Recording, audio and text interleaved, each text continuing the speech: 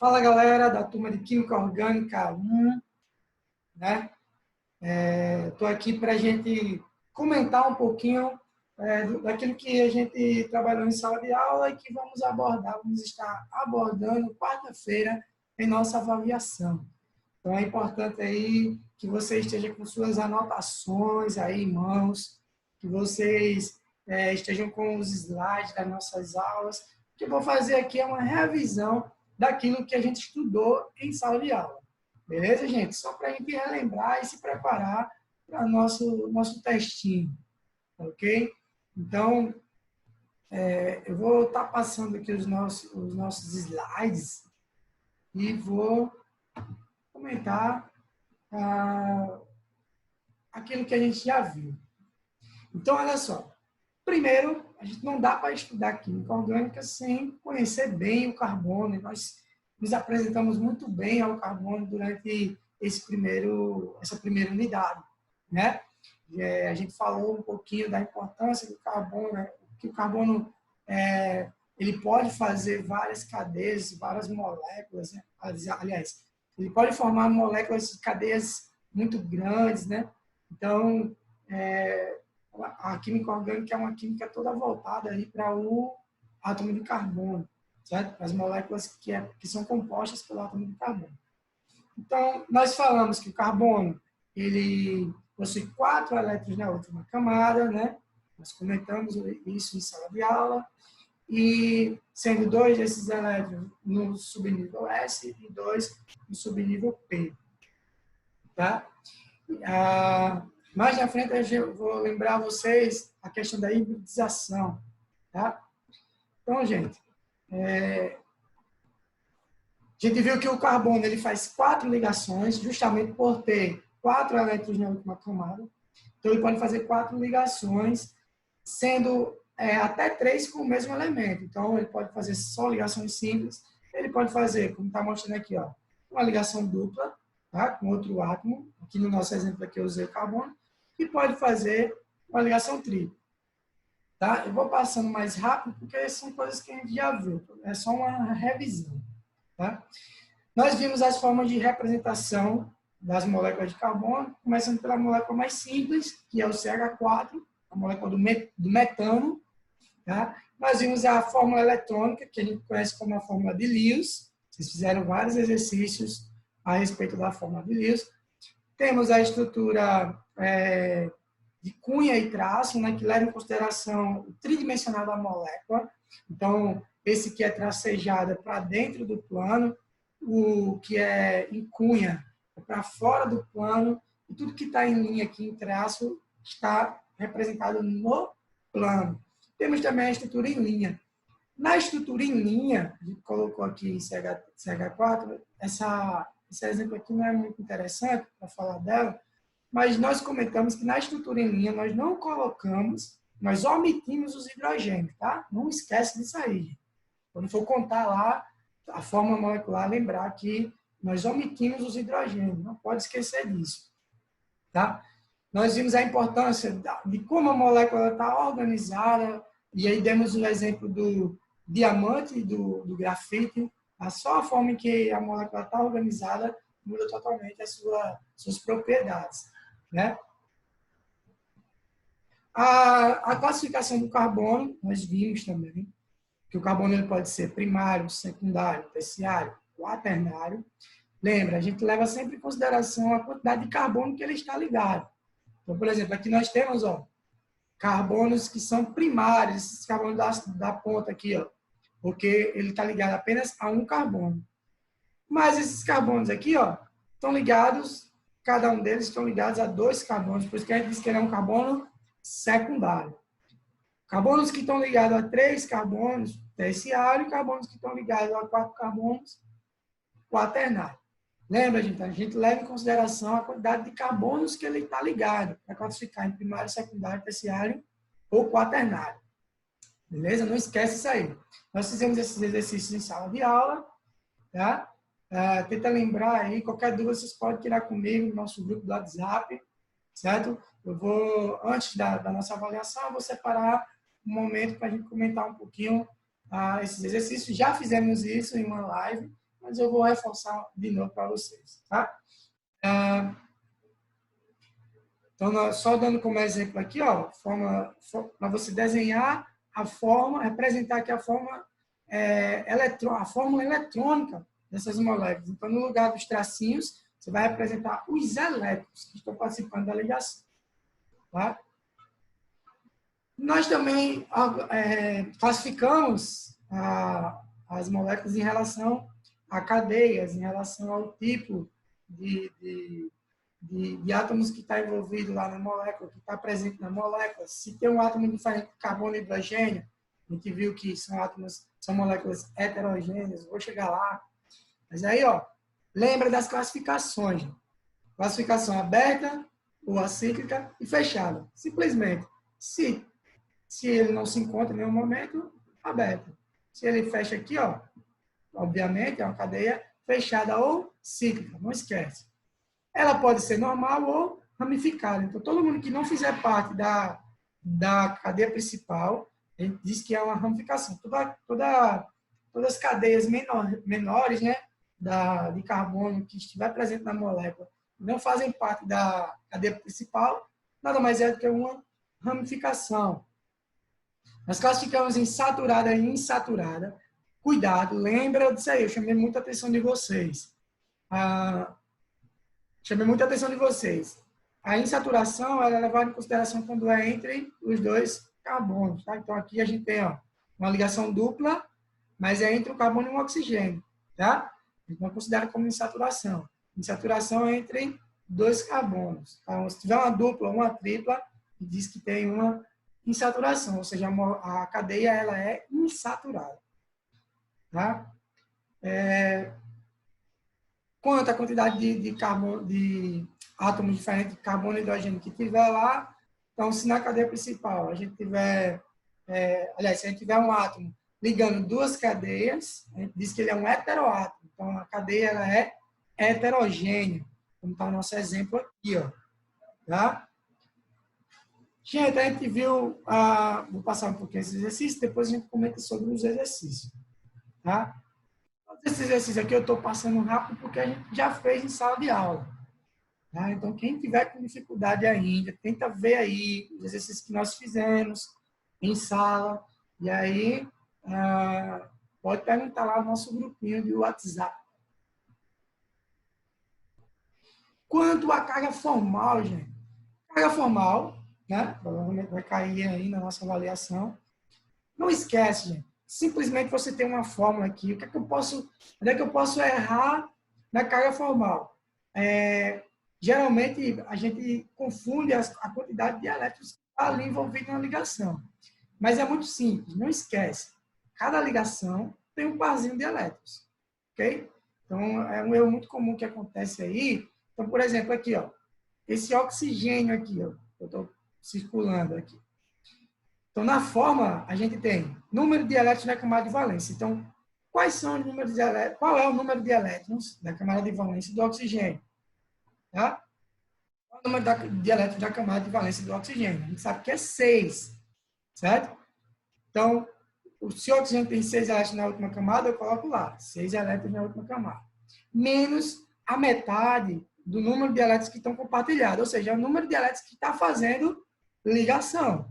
Então, a gente tem aqui, ó, tem 2 elétrons participando da ligação. Então, qual é a metade de 2? 1. Então, ó, aqui, gente, a gente lembra, cada ligação tem 2 elétrons. Então, tem um elétron do oxigênio e tem um elétron aqui do carbono. Então, na ligação, ele faz parte dos 2 ao mesmo tempo. Então, aqui eu tenho 2 elétrons. Só que na fórmula eu utilizo só metade dos que estão compartilhados. Então, aqui no caso ficaria 6 menos 1 menos a quantidade de elétrons que não está compartilhado, que a gente tem aqui, ó, 2, 4 e 6, certo?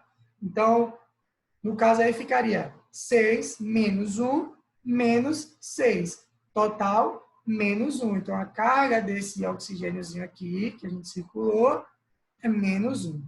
Tá? Tentar ver se vocês conseguem fazer aí. A gente já fez, já comentou, estou só relembrando que é um assunto importante para a nossa revisão. Tá? Vimos também a hibridização, gente, algo muito importante. Lembra, eu falei que o carbono ele tinha 4 elétrons na última camada. E na distribuição eletrônica, a gente via que 2 elétrons ficavam no subnível P e 2 elétrons se encontram no subnível S. Na verdade, em termos de energia, aí é o contrário, né? Primeiro o S, depois o P. Mas aí, ó, como é que ele faria, faria 4 ligações? Não tinha como, porque os elétrons do subnível S estavam emparelhados. Falamos disso em sala de aula.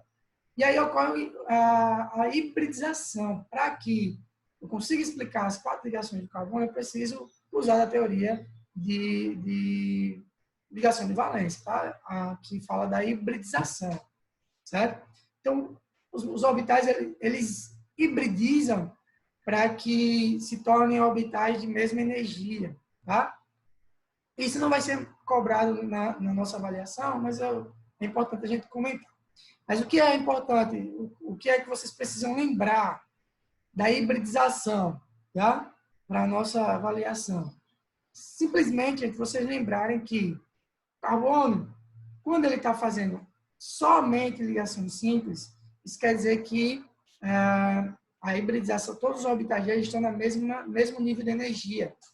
Ou seja, o orbital S, ele mantém a mesma energia do orbital P, ele obtém a mesma energia do orbital P, e aí passa a ser um orbital híbrido chamado S, que é uma casinha do S, P3, que são 3 casinhas já do orbital do subnível P. Tá? Então, por isso que fica sp3, se ele faz só ligação simples. No nosso caso aqui, ó, o etino ele faz uma ligação tripla. E a gente viu como é que é possível fazer uma ligação tripla, né? Então, para que ele consiga fazer uma ligação tripla, ou seja, aqui eu tenho 2 ligações π e 1 sigma. Para quem não lembra, π é que aproxima lateral e sigma aproxima frontal. Então, nós temos aqui 2 π e 1 sigma. Tá? E aí, para que ele consiga fazer a ligação tripla, ele precisa hibridizar para o orbital sp, tá? sp. Então, quando ele só faz simples, sp3. Quando ele faz uma ligação dupla, sp2. Quando ele faz uma ligação tripla, sp. Tá? Trabalhamos bastante isso. Lembrando também, gente, que em termos de distância, a ligação tripla é mais curta que a ligação dupla e é mais curta do que a ligação simples. Ok? Falamos também sobre o momento dipolo. Tá? O momento dipolo é algo muito importante também nas nossas aulas e que é importante eu conhecer para entender também como se comportam as moléculas em relação a ponto de ebulição e solubilidade.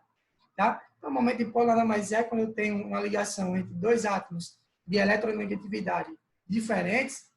Isso acarreta que a polaridade, a densidade eletrônica, ela vai ser localizada no átomo que é mais eletronegativo. No nosso caso aqui, ó, o cloro. Então, o carbono, ele é menos eletronegativo do que o cloro. Então, o cloro ele é bastante eletronegativo. Então, ele puxa a densidade eletrônica toda para ele, como está mostrado aqui nessa figura. O que está em vermelhinho aqui seria a densidade eletrônica. Ela fica localizada no cloro, porque o cloro ele é mais eletronegativo. Então, a polaridade de uma molécula se dá justamente pela presença de átomos que são eletronegativos e acabam puxando a densidade eletrônica para si. Tá? Ela é medida pelo momento dipolo, que é esse Mi aqui, ó, e é dada em debye, a unidade. Então, toda vez que o Mi for diferente de zero, como é o caso dessa molécula aqui, ó, cloro, metano, toda vez que você tiver um momento dipolo diferente de zero, a molécula é dita polar. Se o momento dipolo for igual a zero, a molécula é dita apolar. Tá? Nós temos aqui o exemplo da amônia, que é a molécula polar, ó, momento dipolo 1,47. A água, que é a molécula polar, momento dipolo 1,85. Nós temos aqui alguns exemplos de moléculas que são apolares, porque o momento dipolo, o Mi, é igual a zero. Ah, professor, mas aqui tem cloro, e o cloro é eletronegativo. Gente, mas lembra do exemplo que a gente deu em sala de aula da cordinha, certo? Do cabo de guerra lá, Então, como aqui tem vários cloros e todos eles puxam com a mesma intensidade, densidade eletrônica, então eles acabam se anulando. Por isso que o momento de polo total vai ser igual a zero. E a molécula ela vai ser apolar. Tá? Por que isso é importante? Porque lá na frente a gente vai falar sobre solubilidade, sobre ponto de ebulição, e é importante entender como se comportam as moléculas em relação à polaridade. Beleza? A gente falou também sobre nomenclatura, grupos funcionais. Vocês precisam, gente, olhar para a molécula e lembrar quem é o grupo funcional. Então, vocês têm que lembrar dessas estruturas aqui e associar os nomes. Por exemplo, ácido carboxílico. A gente tem a carbonila ligado a um OH, ácido carboxílico. O nome termina em oico, né? Por exemplo, aqui, ó, éster. O éster é uma carbonila ligado a um oxigênio que está ligado a um R. Esse R aqui é uma cadeia de carbono. Tá? Então, todo éster vai terminar, ó, vai ter o nome OAto. Tá? Aldeído, gente, é uma carbonila ligada a um hidrogênio. Cuidado para não confundir com ácido carboxílico. Cetonas é uma carbonila ligada a duas cadeias de carbono. Cetona. Álcool é um OH ligado a uma cadeia de carbono. E amina são NHs, né, ligados à cadeia de carbono. Certo, gente? Eles têm essa ordem de prioridade aqui. Então, se você tiver dois ou mais aqui na mesma molécula, a classificação dela vai ser quem tiver maior prioridade aqui. Então, sempre o ácido carboxílico ele ganha de todo mundo. Tá? Por exemplo, aqui, ó, falamos disso em sala de aula.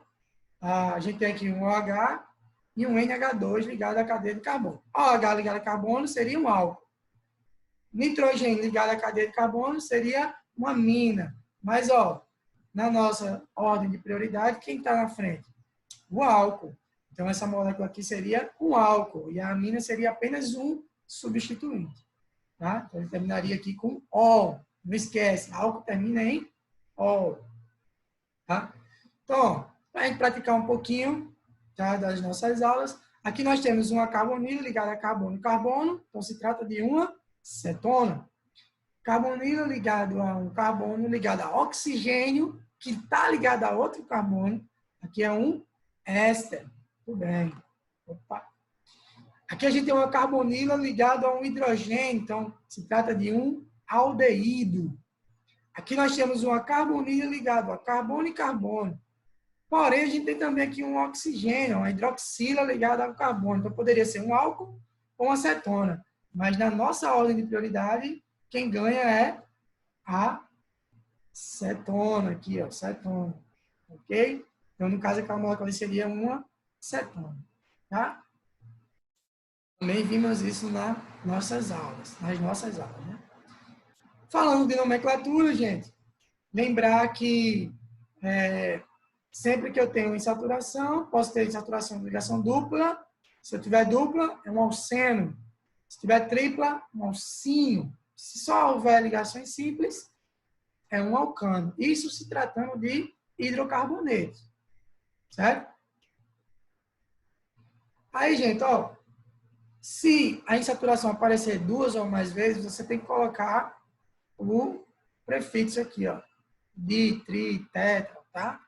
Comentamos sobre isso. Por exemplo, aqui, ó, nós temos um alceno. Se é um alceno, termina em eno.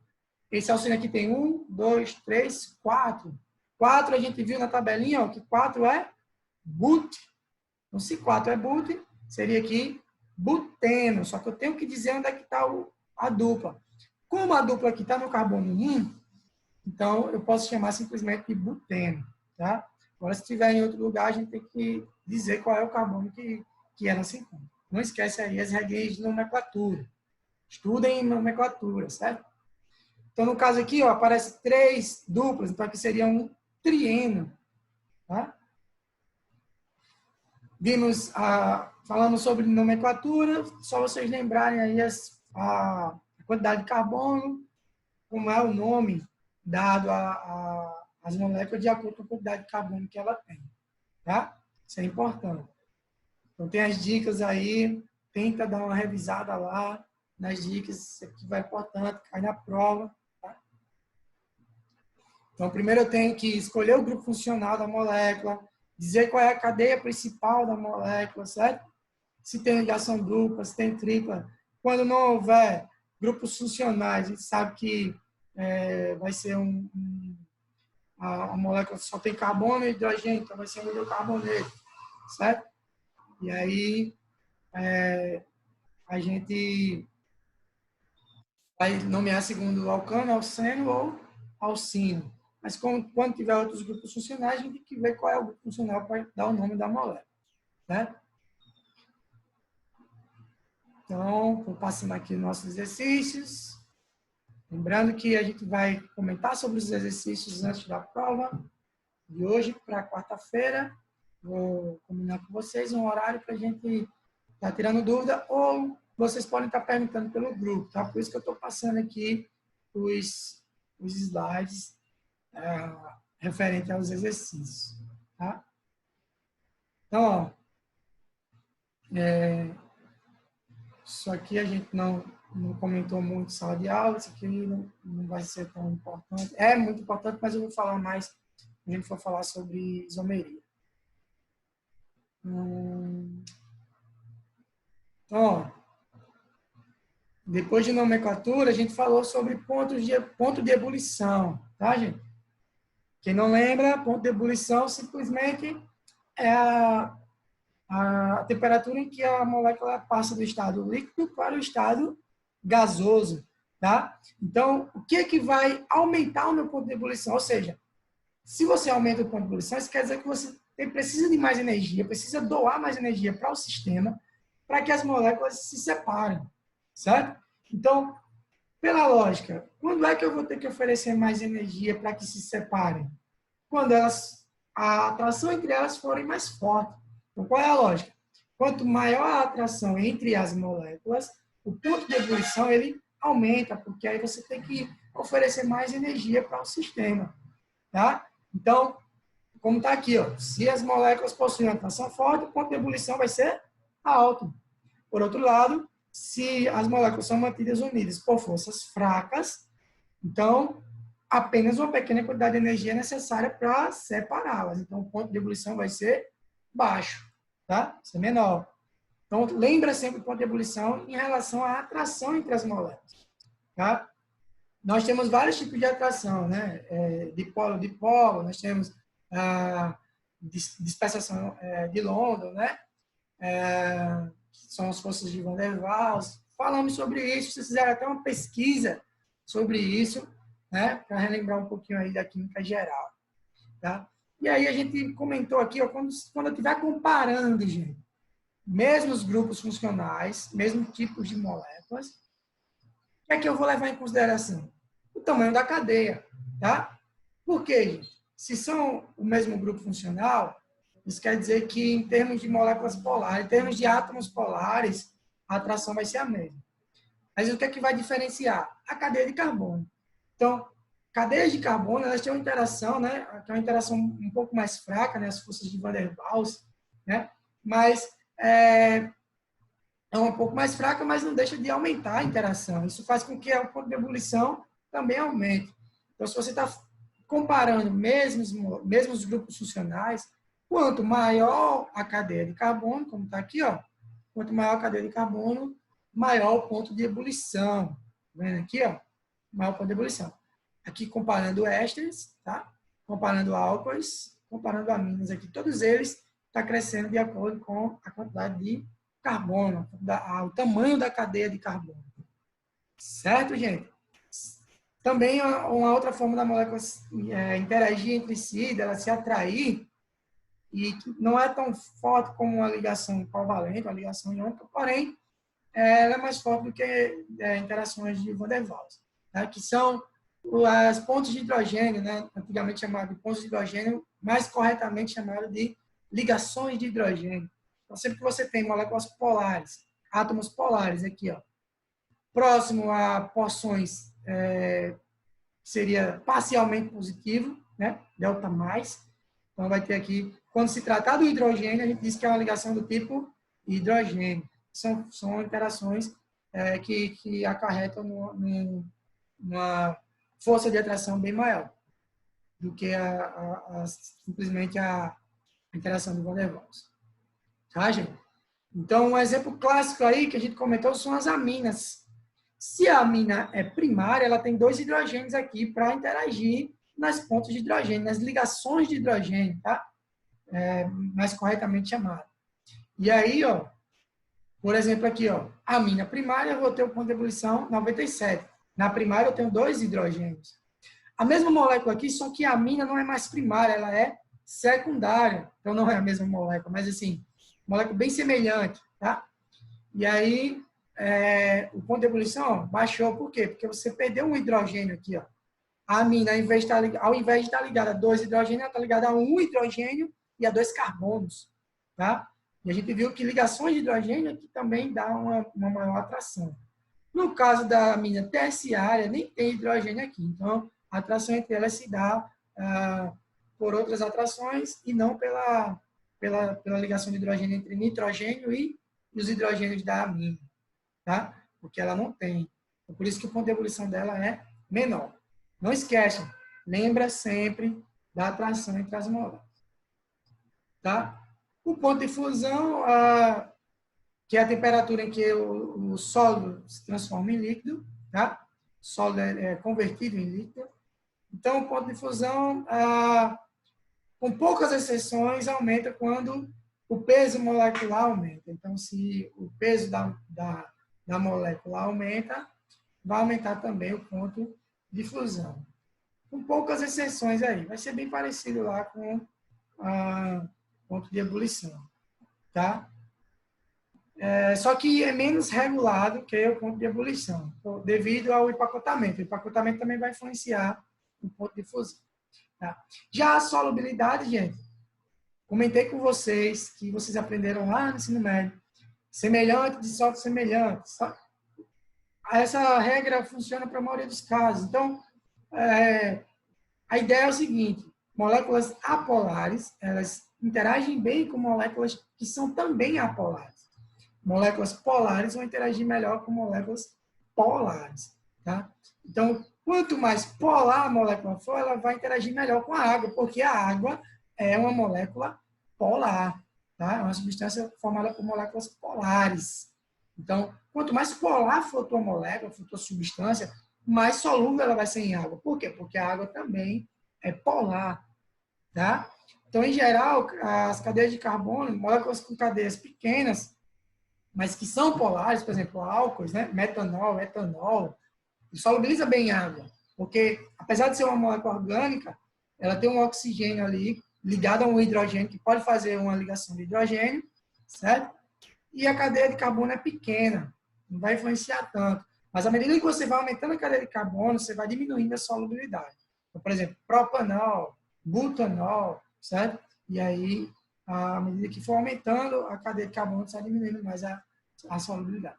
Aqui, gente, ó, no caso, para ésteres aqui, ó, exemplo de ésteres, você tem oxigênio, tá? Que pode fazer ali interação com a água, e quando você tem 2 carbonos, aí você tem a molécula mais solúvel. Quando você tem 3 carbonos, ela também continua solúvel. Aqui ele não mensura valores, mas provavelmente menos solúvel do que a primeira. E aí, ó, 4 carbonos já começa a ser ligeiramente solúvel, né? Para cada 100 gramas de água, você tem 10 gramas apenas solubilizando. Já quando você tem 5 carbonos, ela é pouco solúvel. E 6 carbonos acaba sendo insolúvel. Então, você vê aí que, à medida que você vai diminuindo a polaridade da molécula, por adicionar cadeias de carbono, por adicionar moléculas de carbono, você está diminuindo a polaridade, você está tornando ela menos solúvel em água, porque a água é uma molécula polar. E semelhante dissolve semelhante. Tá? Então, gente, isso é o que eu queria que vocês dessem uma relembrada, vocês possam estar aí buscando no material de vocês possam estar tentando resolver os exercícios, trazer dúvidas, tirarem dúvidas, no nosso grupo de WhatsApp. E aí, à medida que vocês forem tendo dúvidas, a gente vai sanando no grupo. Posso estar gravando vídeos, áudios, né? Entre outros, tá? Mas, basicamente, foquem nesses assuntos que a gente já viu em sala de aula. Só repassei aqui para vocês. E quarta-feira a gente se reencontra aí e eu vou gravar um novo vídeo explicando para vocês como vai funcionar a nossa avaliação. Beleza, gente? Então, Deus abençoe vocês e estudem bastante.